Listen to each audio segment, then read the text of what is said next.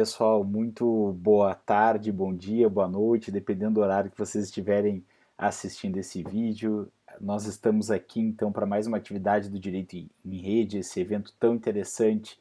Eu quero aqui poder agradecer o gentil convite que me foi formulado pela Mariana Amaral, professora Mariana Amaral, pelo professor Douglas Mesa Casa. É realmente uma grande alegria poder estar com vocês aqui, né, nesse evento tão importante. O tema que nós vamos discutir no encontro de hoje é um tema bastante pesado, infelizmente, é um tema que precisa ser tratado e é um tema também, dentro desse contexto de pandemia, bastante invisibilizado. Esse tema diz respeito à questão das prisões e o Covid-19. Nós sabemos, pessoal, que o Brasil hoje tem uma das maiores populações carcerárias do mundo. É uma população carcerária que tem mais de 750 mil presos, sem contar os presos domiciliares, sem contar os mandados de prisão que estão em aberto, ou seja, que não foram cumpridos ainda. Ou seja, no nosso país nós encarceramos bastante, não é mesmo? Agora, em regra, nós não perguntamos o que se faz nesse contexto de superlotação carcerária, que é a regra, infelizmente, no cárcere no Brasil. O que a gente faz quando existem, por exemplo, 30 presos no espaço onde cabem 5? E vocês sabem que essa aglomeração, ou seja, essa quantidade de pessoas juntas, é algo que, sem dúvida nenhuma, tem uma repercussão bastante grande em termos de contágio e infecção pela Covid-19, que é talvez uma das doenças mais infecciosas, né, surgidas nos últimos tempos e, ao mesmo tempo, uma doença que não tem cura. Essa é uma questão importante, uma questão para a qual nós precisamos ter algum tipo de noção e a gente precisa buscar para poder entender a dramaticidade dessa situação, dados empíricos, dados produzidos muitas vezes pelo Estado, e vamos ver daqui a pouquinho, a partir de um texto primoroso do professor Luiz Antônio Borgo Chiesa, do professor Bruno Rota Almeida, ambos de Pelotas, no Rio Grande do Sul, justamente problematizando alguns dados do Infopen. O Infopen é o relatório do DPEM, que é o Departamento Penitenciário Nacional, e que tenta trazer uma espécie de radiografia através de números desse sistema prisional. Apesar desses números nunca darem conta, não é, do abafamento de uma cela, do cheiro de uma cela, não é, da falta de higiene de uma cela, das condições quase que insalubres, sendo que a gente sabe que o nosso sistema carcerário hoje apenas 40% dos estabelecimentos tem algum tipo de assistência à saúde a esses presos. Então a primeira pergunta que eu quero fazer para vocês, porque sem dúvida nenhuma essa pergunta e a resposta ela vão nos trazer alguns elementos importantes para poder pensar o contexto da Covid-19 e o sistema carcerário no Brasil, é o seguinte: pelo que se morre nas prisões brasileiras? O que ocasiona a mortalidade de presos nas nossas prisões? Porque, infelizmente, essa é uma realidade que a gente não pode nos cegar, a gente não pode deixar de levar em consideração. Então, entender pelo que se morre no cárcere brasileiro vai, com certeza, nos dar uma indicação do que pode acontecer no contexto de Covid.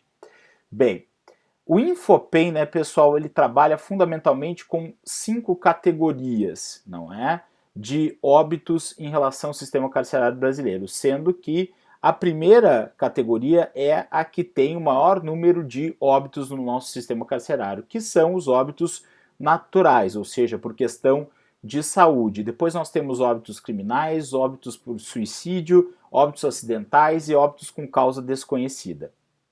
Dois problemas aqui. Esses óbitos naturais por causas de saúde, nós não temos uma pormenorização de que causas seriam essas. São doenças controladas aqui fora? Não são doenças controladas aqui fora? Pelo que se morre? Depois a gente vai falar um pouquinho sobre isso. E ainda, óbitos com causa desconhecida. Bem, esse aqui é mais um gargalo, essa aqui é mais uma categoria absolutamente abstrata e que nos traz muito pouca condição de poder entender a real situação do nosso sistema carcerário. Bem, eu tenho uma ex-orientanda brilhante de monografia em Porto Alegre, no Uniriter, a doutora Letícia Meleu Pereira, que ela fez uma pesquisa alguns anos atrás com o juiz da execução penal em Porto Alegre, no Rio Grande do Sul, Sidney Brusca, e tentou, a partir dos dados trazidos por ele tinha uma compilação desses dados, tentar entender pelo que se morre no cárcere, ou seja, uma resposta um pouquinho mais precisa do que essa mais genérica que o Infopen traz em todos os seus relatórios. E a Letícia descobriu alguns dados muito interessantes. Uma das causas mais significativas de morte no sistema carcerário era justamente a tuberculose. A tuberculose, pessoal, para quem não sabe, é uma doença altamente contagiosa, mas absolutamente controlada aqui fora. E como que a gente pode justificar num contexto de garantias constitucionais, num contexto, né, ou no estado de evolução de garantias individuais e de direitos humanos e também de convenções do direito internacional dos direitos humanos, um grau tão grande de proteção que a gente tem em relação às pessoas, ainda assim termos um nível de mortalidade tão dramático, um nível de mortalidade tão impactante, não é? Então, essa é a primeira questão importante. Se morre no cárcere no Brasil hoje por doenças que estão absolutamente controladas dentro da sociedade, dentro, né, da nossa realidade. Agora, vocês imaginem o que iria acontecer, o que irá, infelizmente, acontecer. Não precisa ter, né, uma visão pessimista, basta ter uma visão realista para saber que uma doença que não está controlada aqui fora, certamente ou muito possivelmente vai causar um estrago bastante grande ali dentro. Porque não são apenas os presos que estão ali. Nós temos os agentes penitenciários que estão indo e voltando, né, para suas casas e com certeza nesse vai e vem podem acabar levando o vírus para dentro do cárcere. E como que a gente vai prevenir eficazmente a Covid-19 no contexto de superlotação? Não é? Então, né, pessoal, essas mortes ditas naturais são, na verdade, mortes violentas. São mortes que são derivadas de omissão inequívoca por parte do Estado brasileiro e especialmente os seus entes federativos. É aquilo que a professora Valdirene Dalfenbach, né, cita num dos seus artigos para o Justificando. Ela cita, né, a professora Vera Malaguti Batista, quando ela diz que, na verdade, a história da pena é mais violenta e horrível que a própria história do crime. Ou seja, nós temos uma situação na qual o cumprimento de pena, em que pese a lei de execução penal, que tenha vindo com o ideal, né, de ressocialização, um viés em tese humanitário, e depois no final da exposição eu vou analisar um pouco para vocês essas finalidades declaradas, não é mesmo, da pena, especialmente a pena de prisão, que tem 2 séculos e meio, e nós sabemos que tem uma eficácia baixíssima em termos, né, de recuperação de pessoas. A questão, né, pessoal, é que, infelizmente, nós temos no nosso meio, ainda hoje, um sistema prisional que gera, muitas vezes, muito mais violência do que os crimes em si. Bem, outra questão importante, né, é que se tinha uma previsão que no dia 22 de maio, portanto, mais de um mês, quase um mês e meio antes dessa nossa fala, nós tínhamos uma taxa de contágio, né, por 100 mil pessoas no nosso sistema prisional de 140,82 presos. Em comparação com a população em geral, né, que tem uma taxa de contágio de 7,58 em comparação a 100 mil. Convenhamos que é uma diferença extremamente significativa. Ok, mas o que o Poder Judiciário está fazendo dentro de uma realidade como essa, dentro de um quadro tão dramático, né? Já era dramático antes da Covid-19 e agora é um quadro realmente de vida ou morte que nós temos em relação ao nosso sistema carcerário. Bem, notícia de março do dia 18 de março, uma liminar deferida pelo ministro Marco Aurélio para que pudessem, né, relativizar o encarceramento de pessoas, de presos que estivessem no grupo de risco e que não tivessem cometido, né, delitos sem violência ou grave ameaça, né, ou seja, presos que tivessem mais de 60 anos, que pudessem, né, já ir para o regime domiciliar, ou que fossem portadores de alguma doença incurável, como HIV, ou como a diabetes, né, que é uma doença que também coloca essas pessoas no grupo de risco, pessoas com tuberculose, vejam só, que é uma doença que deveria ser controlada dentro do cárcere, mas não é, doenças cardíacas, gestantes, lactantes. A sugestão é que essas pessoas, de acordo com a liminar do ministro Marco Aurélio, pudessem ser colocadas, né, pelo menos num regime menos gravoso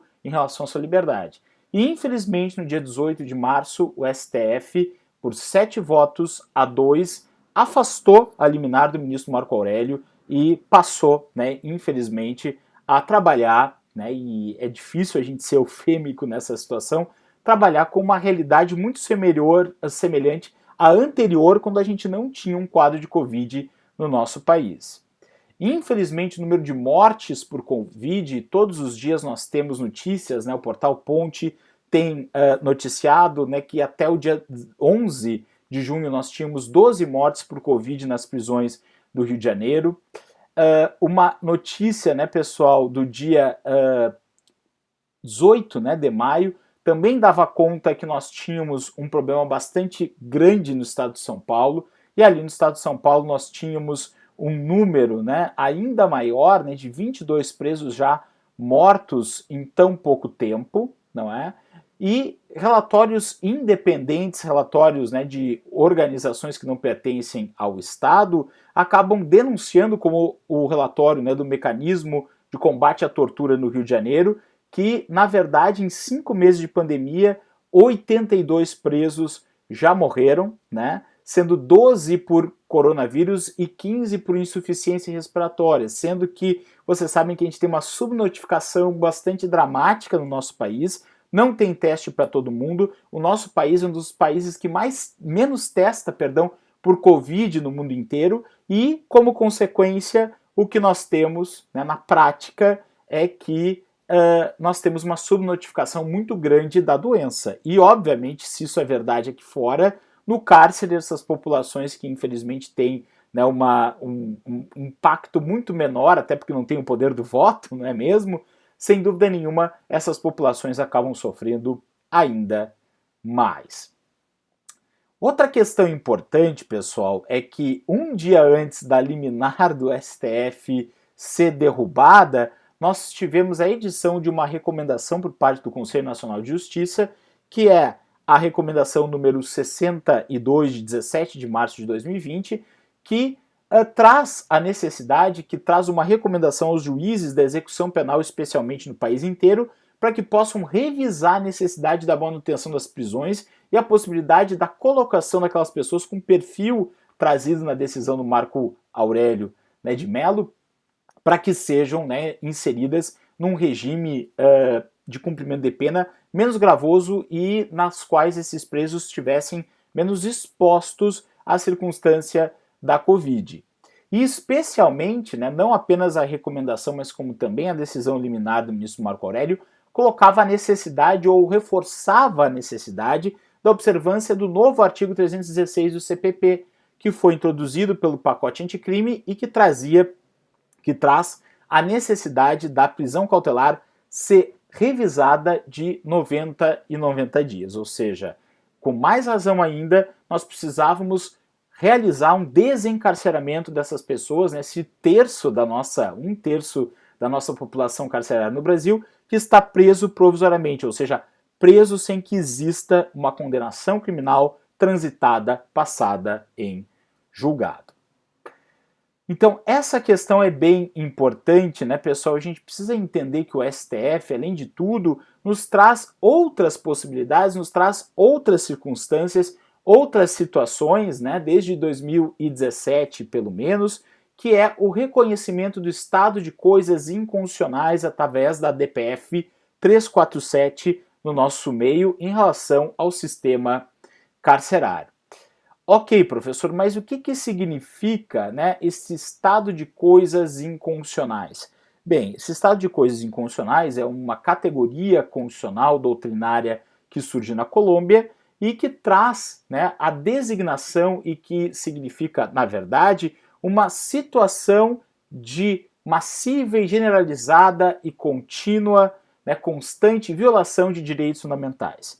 Ora, pessoal, se nós lermos a Constituição, se nós lermos o artigo 5º da Constituição e a Lei 7.210 de 84, a Lei de Execução Penal, sem dúvida nenhuma fica fácil da gente reconhecer, entrando na maior parte dos cárceres no Brasil, que realmente existe um descompasso, existe uma desarmonia, existe sem dúvida nenhuma um problema seríssimo em termos de harmonia das garantias dos direitos dos presos que estão enunciadas e com a realidade fática, não é mesmo? Isso, os relatórios, a gente teve uma CPI do sistema carcerário que andou no mesmo sentido.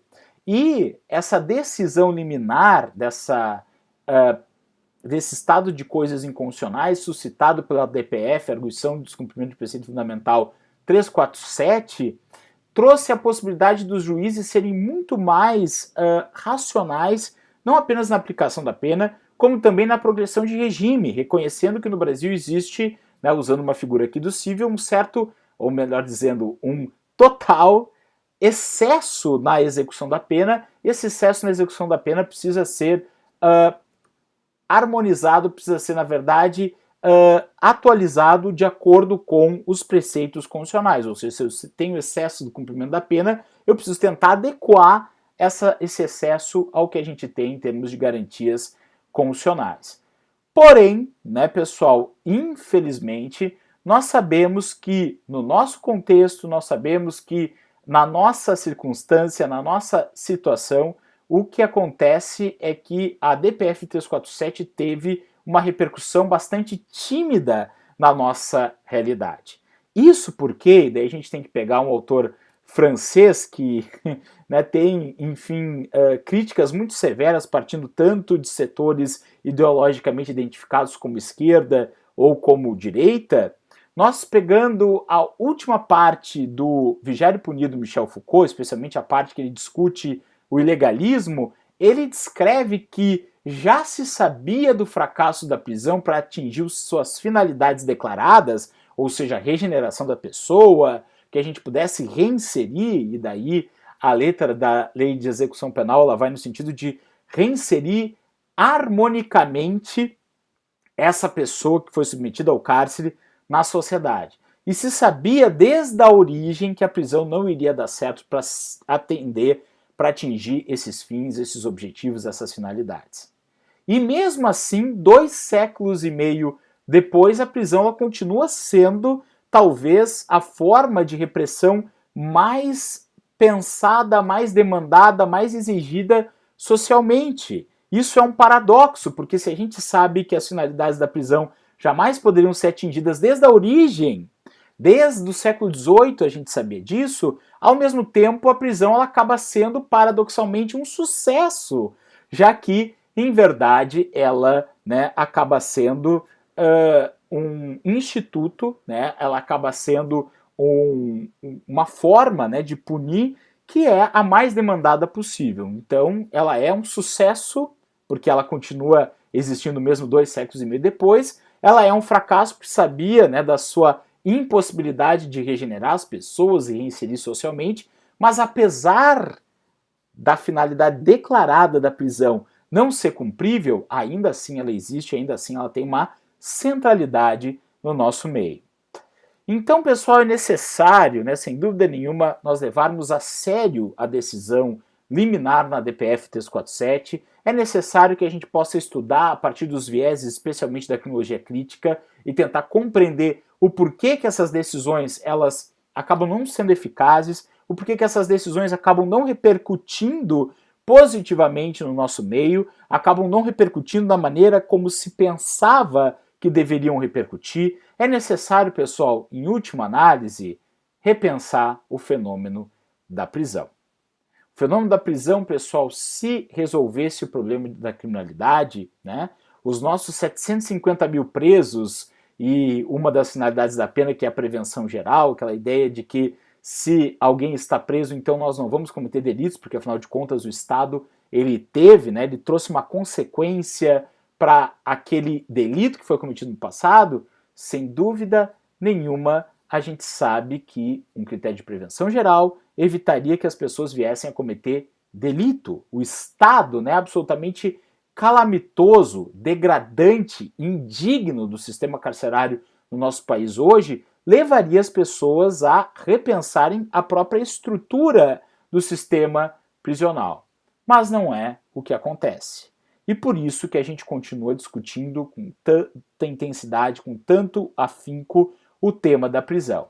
A gente precisa trabalhar cada vez mais com ele, a gente precisa dar visibilidade para esses problemas que acontecem. O Brasil já foi representado várias vezes na Comissão Interamericana de Direitos Humanos, né, em função daquilo que acontece, do estado terrível das suas prisões, e ainda assim o Brasil se nega a cumprir os acordos internacionais, se nega a cumprir, né, essas decisões que deveriam ter algum tipo de consequência para o nosso meio.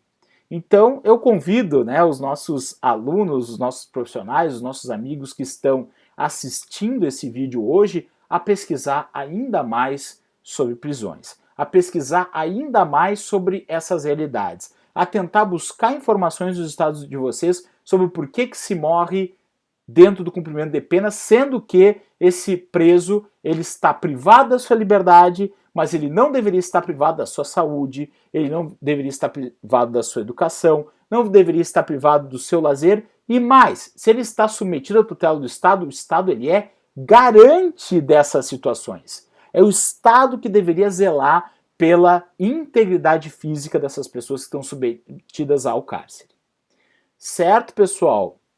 Então, eu agradeço muitíssimo a atenção e mais uma vez o convite gentilíssimo da Mariana, do Douglas. Espero que a gente possa se encontrar novamente no futuro. Vou deixar para vocês aqui, né, nos nossos comentários alguns links de textos que eu escrevi sobre estado de coisas inconstitucionais em relação ao sistema carcerário, sobre outros artigos que eu acabei publicando sobre esses temas. Eu espero que a gente volte a se encontrar em breve. Fiquem bem, fiquem com saúde e, na medida do possível, fiquem em casa. Um grande e forte abraço.